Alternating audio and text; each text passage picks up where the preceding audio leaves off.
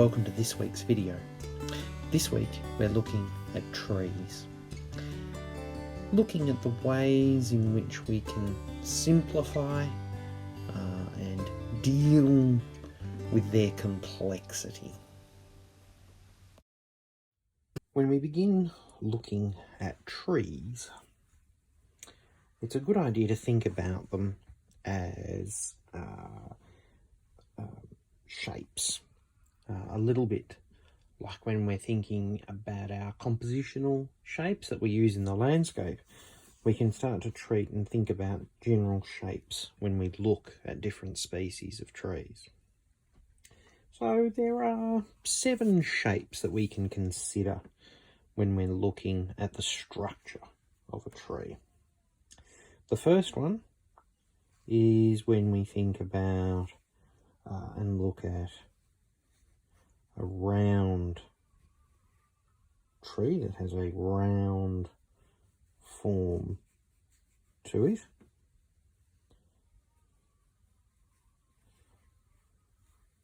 Like so. The next one that we can consider is the column.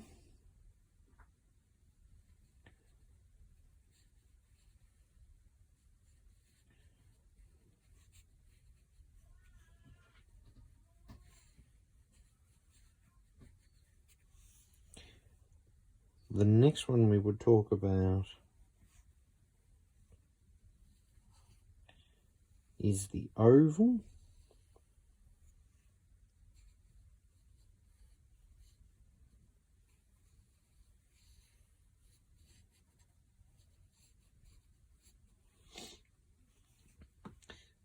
The next we would talk about there being trees that form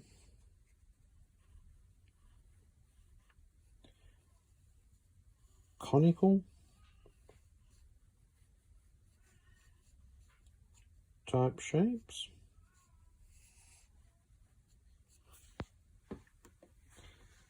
We then have trees that form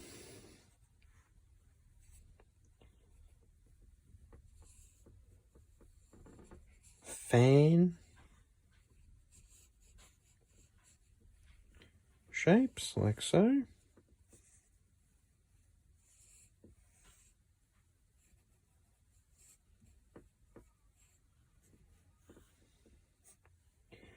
Then we have the other classic one that's similar but almost the other way around, where we would talk about them forming a dome shape. And then the last shape that we can consider is trees that form irregular shapes.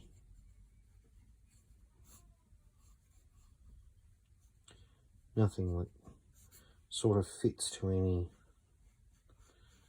of the above. With each of these tree shapes, we want to consider that they have a form of asymmetry. So with any of these, I've tried to make sure that when I position the trunk, that we're not dealing with a circle with the trunk directly up the centre, that maybe it's the circle with the trunk over to one side, for instance. Or with those column type ones, that maybe there's more growth over to one side than there is the other. So there's always an element of asymmetric with any of these shapes. You can see it in some of these other ones as well. They're not the same one side to the other side of the trunk, which is usually where the axis is. So there's our first sort of step in when we start to look at different trees, as we start to consider what sort of shape they are in relation to these 7 shapes as a starting point. So we're going to look at this week an approach to trees, thinking primarily about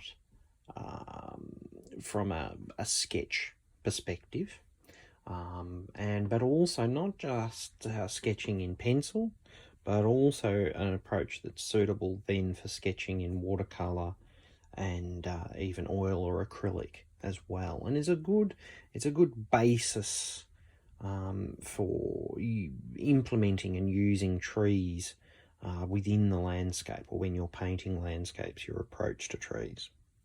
So the first step is based upon what we've just looked at here, which is the shape. So step number one is thinking about the shape of the tree. This involves an element of gesture when we do that. So we think about our gesture drawing that we've done in other classes, is that we'd start thinking and establishing that shape, that movement that we're seeing within the tree with the gesture, and establishing which of these geometric shapes the tree would fall into.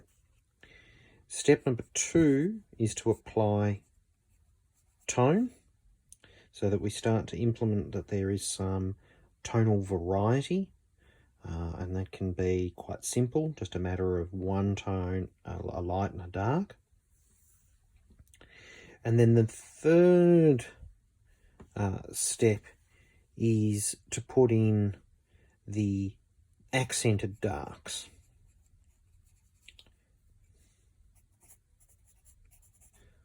Or we could call those the blacks too. That last step is very important. This is the step that grounds the tree to the earth. It involves the shadow, the cast shadow from the tree. So, just as a very quick, to show you an example, using, and these are, you could start with maybe just working from some photographs of trees that you've taken, but ultimately, you know, as always, it would be better to be working outdoors and using your skills of observation to do this. But let's just start with a pencil sketch, looking at a tree. This is a tree from the Botanic Gardens here in Geelong.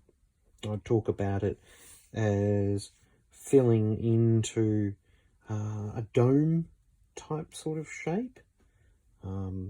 Even though it's not a complete dome, it has sort of a fairly flat bottom to where the canopy stops, and then it domes up and over. So we could say the first thing, as I said, is to establish its shape. So we're thinking about it as a domed shape. And so we're just going to, with our mark making that we think and feel that's maybe appropriate. And this relates back to our weeks the other week when we were looking at different mark making in terms of zigzags and M's and S's. That becomes very important in this week's exercise, our mark making, and that we're getting that gestural element starting to happen as much as anything else too.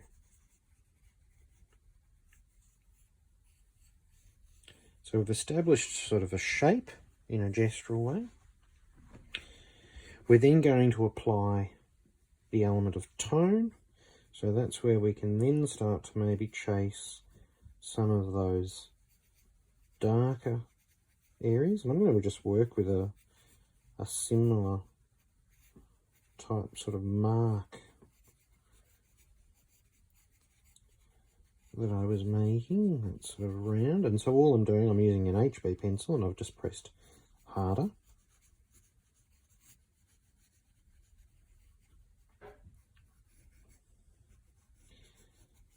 Might just start to indicate some of the more established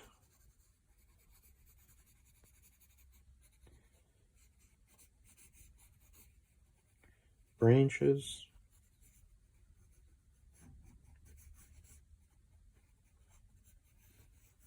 and trunks.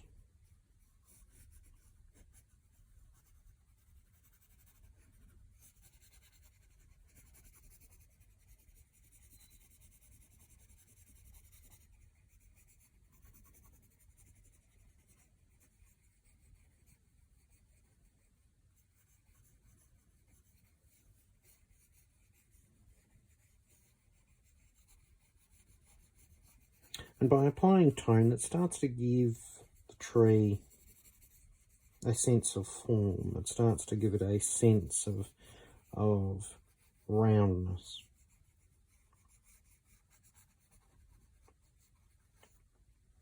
The last step, and I mean if you were doing this completely with 6B, which I've done this here with an HB to begin with, is that to drop in the accented darks or the blacks, and I'm going to use my HB that I've done the shape and tone with. Now I'm going to come in here with the accented dark of using an 6B, I should say. And this is where we can put in just some of those, and you don't want to go overboard with the accented darks. It's just a matter of some areas within and maybe underneath, so it's where we can maybe indicate those darker areas underneath the canopy where the least amount of light is getting to, and maybe some indication of branches, etc. And it's where we then come down along the trunk, apply some darks, and pull a dark out from the tree and ground that tree onto the earth. We can use a similar approach when we work with watercolour, thinking about shape, tone, and then accented dark. So I'm going to work with the same tree again, but this time using watercolour as a medium. I'll keep it fairly monochrome, as in just using one colour rather than working with colour, but it is an exercise that you could do eventually. Well, I might show that over here too, using a bit of colour as well, and the approach that you'd use there. The most important thing about when we're doing it with watercolour, and you know, that we're thinking that we're doing this as sketching, not as a full-blown finished watercolour as such, is that then how we're using our brushes. So it's we're using brushes that maybe don't come to good points, that hold interesting shapes, and using brushes like these bristle brushes in watercolour are far more effective ways of creating interesting trees. Also using the watercolour in a much drier way as well, rather than it being too wet and washy. So we're going to just mix up a nice blacky greeny colour just to get us going, and we're just going to dilute it quite a bit for the first step. So to establish the shape of the tree, so it's where you start to think about, as I said, the brush making marks, and you want this first step when you do it in watercolour to be quite pale. You don't want it to be too dark in tone, so that you're able then to apply the darker tone and get some tonal variety over the top. So we're going to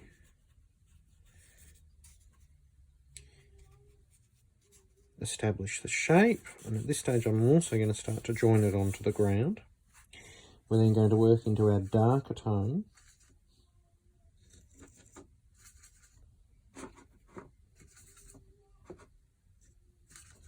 Now, and then start to apply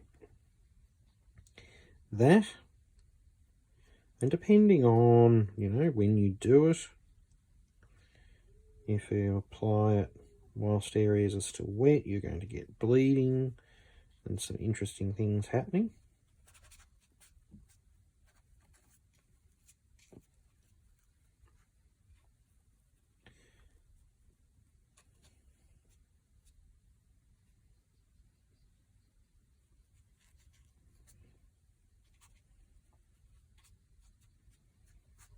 Like that.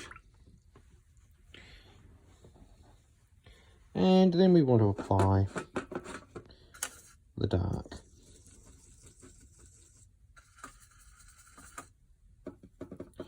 This is where I'm going to use the paint as dry as I can. So I'm using pan, so I'm working it up quite a bit in the pan, keeping the paint quite dark. Less water, so that we can apply then some of those very dark tones.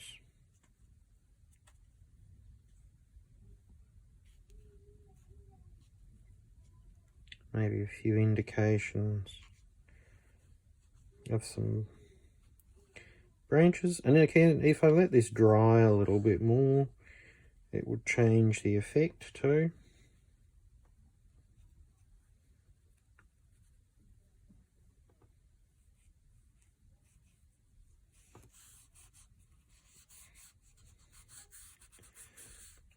And then join that tree onto the ground like so. Let's try it with a different brush,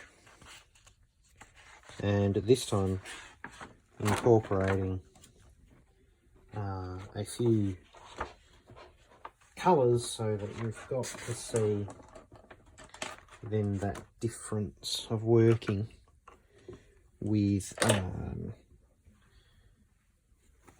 some different marks that you could make with different brushes. So the first one, we're just going to apply a nice lightish wash, so plenty of water so that it's nice and light in tone. Maybe pull a fair bit of colour out of the brush. Could be maybe a little bit stronger than that. No, that's alright, let's go with that.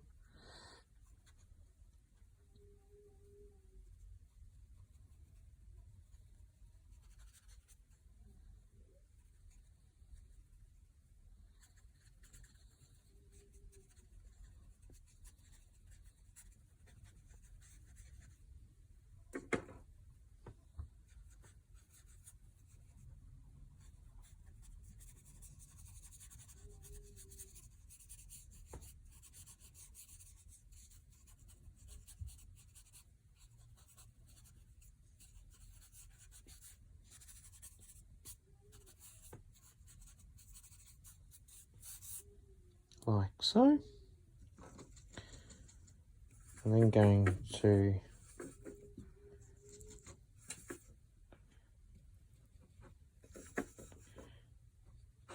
mix a darker green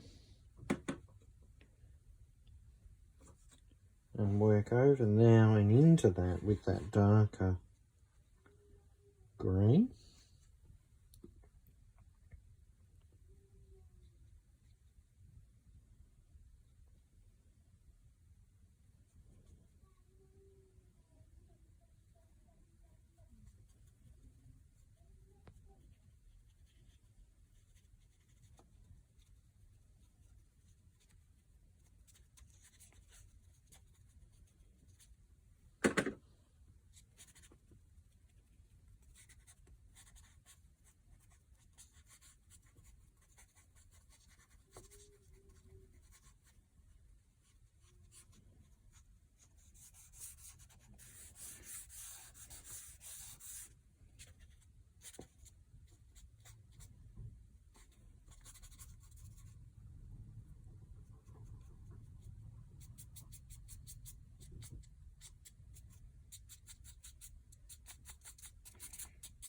pulling some of that colour around. And then finally, coming in with some of our darks. And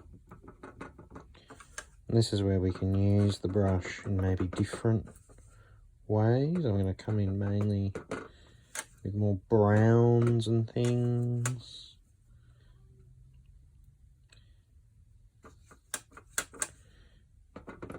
So I've been using mainly Prussian blue and burnt sienna.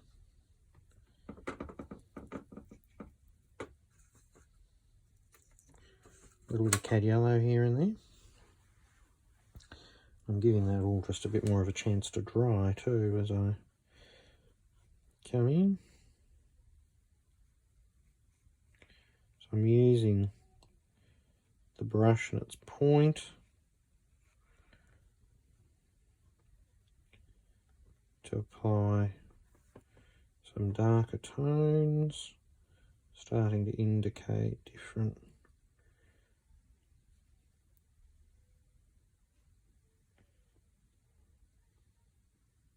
branches.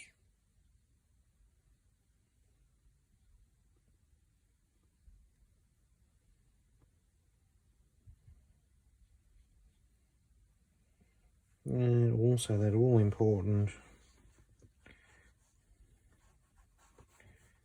joining it onto the ground.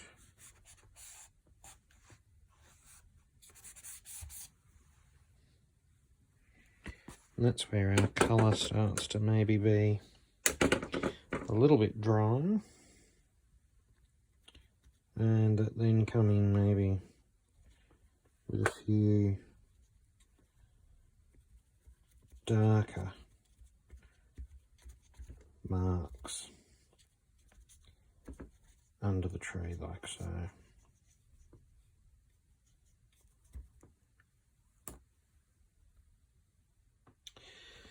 So working in oil acrylic is along the same sort of lines as with watercolour, in that be using a variety of different brushes, different shaped brushes, flats, rounds, etc, etc. It's often, this is where a brush maybe that's a bit more worn out, not absolutely perfect, can be quite useful, and maybe just start to consider things like fan brushes and things as well. I would start with, if you are going to do it in oil or acrylic, the same sort of principle of working in maybe monochrome to begin with, just as a starting point, rather than going in straight away with too much colour.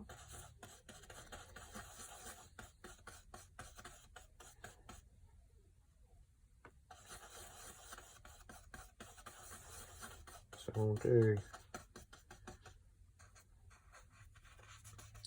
a quick little monochrome, and the same sort of principle of that, work with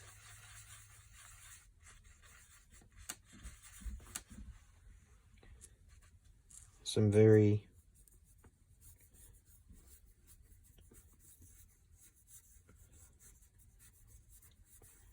light tones first.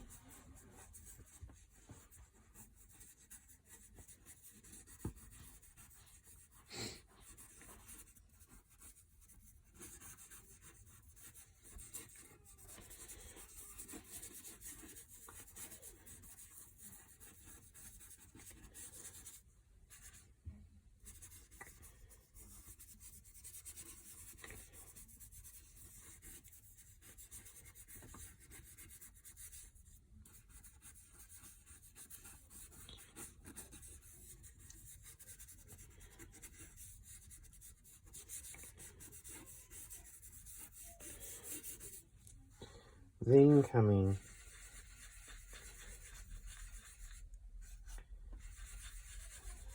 and create some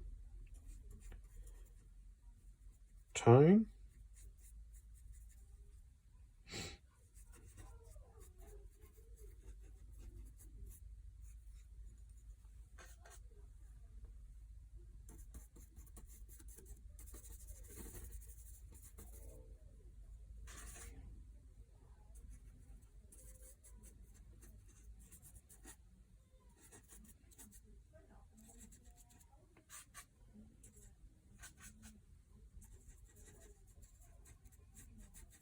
So there we're starting to create some tone.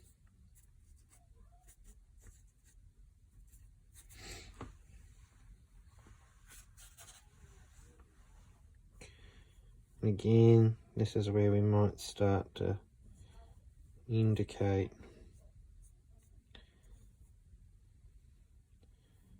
some of the branches that we can see, etc. And then at the last step,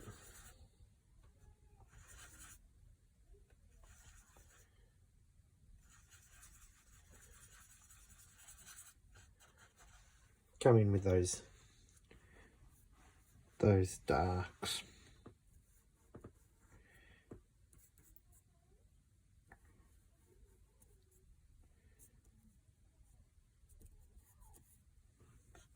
And ground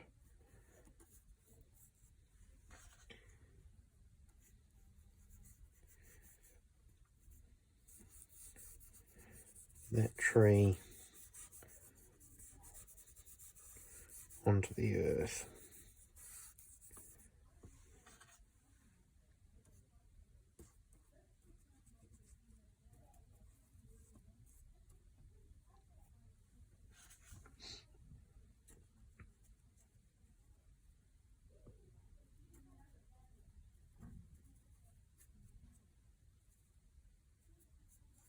Like so. So there we go.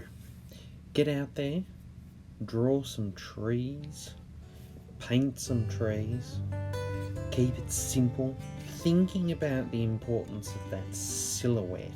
The silhouette is where the tree will go. Good luck, and I look forward to seeing you soon.